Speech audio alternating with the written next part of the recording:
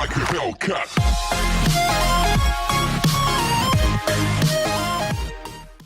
Hello and welcome back to the channel, where once again it's time for another Saturn accessory pickup. If you've seen the title of the video, which I'm assuming you have because you've clicked on it, you'll know that in here is a Sega Saturn Shuttle Mouse that I picked up off eBay for just under £40. It's not actually in its proper box, but it is covered in sellotape actually. So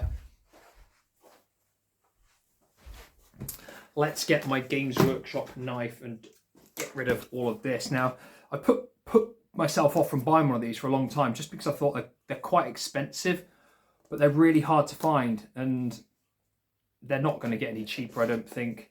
You never get anybody selling them within the UK. Pretty much all the ones on eBay were all from Japan.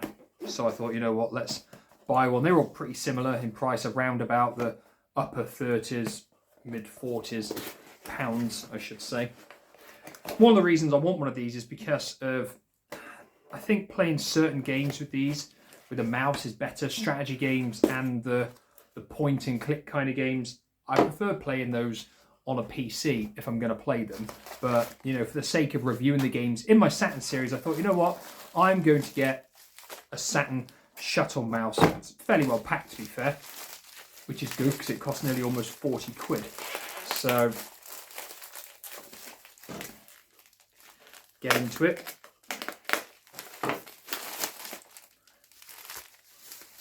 And then obviously once I've got this, assuming it works okay, then I will probably review a few, like a strategy game, a point and click game. That actually looks to be in really nice condition. It's actually bagged. Yeah, looks actually quite good, to be fair. Although I guess for just about 40 quid. You'd want it to be in decent condition and probably expect it to be. It actually looks genuinely really, really nice. I haven't got any issues with the way it looks. Feels okay in my hand. Probably not quite as big as I would like a mouse to be, but I guess these are just made for like average sized hands. But again, looks okay. So what I'm going to do is exactly what I did with the steering wheel and the racing games last week. I am going to plug this in, give a few games a quick go with it, see if it works okay and how well it actually performs with the games in terms of its sort of like sensitivity. And then I will come back and let you know how well it's performed at the end of the video.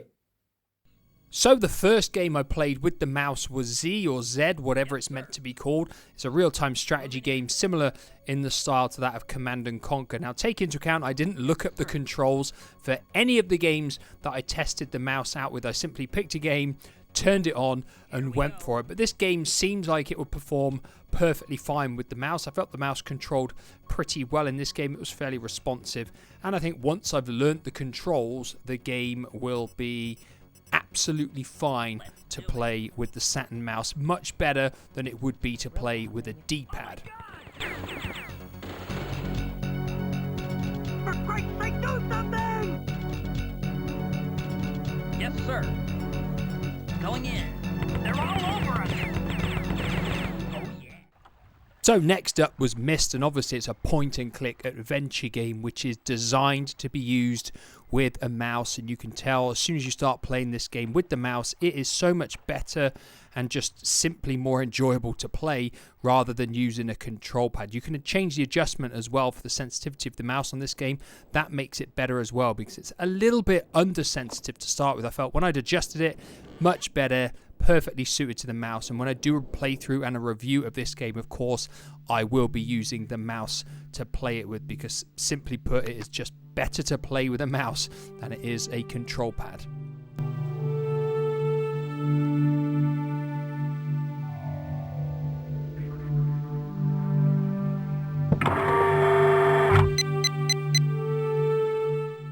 I decided to test one of the light gun games next, so I picked Virtua Cop because it was the most obvious choice. Now the mouse isn't actually supported, I don't think, in all of the light gun games on the system. I don't think House of the Dead supports it. I don't think Area 51 does too.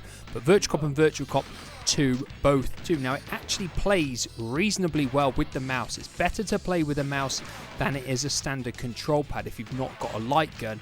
But it's not quite quick enough and it's not quite responsive enough, I feel, and you can't adjust it. I thought if you change the gun looseness setting, maybe that would affect the mouse scrolling speed, but it doesn't, and that's just what I think hinders this game a little bit with the mouse. If it was just that little bit more responsive and scrolled a bit quicker, this game I feel would play absolutely amazing with the mouse because it would be so accurate for aiming against all the enemies. So of course it's better than a D-pad, but it's not as good as using a Saturn light gun.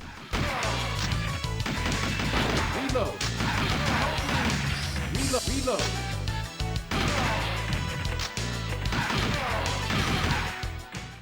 And the final game that I decided to trial the mouse out with was Atlantis, which was a PAL exclusive point and click game. Now the mouse is obviously very well suited to this game as well, but I'm not going to lie, 10 minutes with this game was enough to fill me with dread at the thought of having to review this game at some point, because I genuinely don't feel it is going to bring me much pleasure at all. It is very slow and sort of a cumbersome game just to manipulate your way through. It's very frustrating. There's lots of little loading times as it scrolls and moves, which is another big disappointment. And this is only 10 minutes of the game, so yes, the mouse is of course perfectly suited to this game, but I can already tell you right now that this game is going to perform very badly in a review.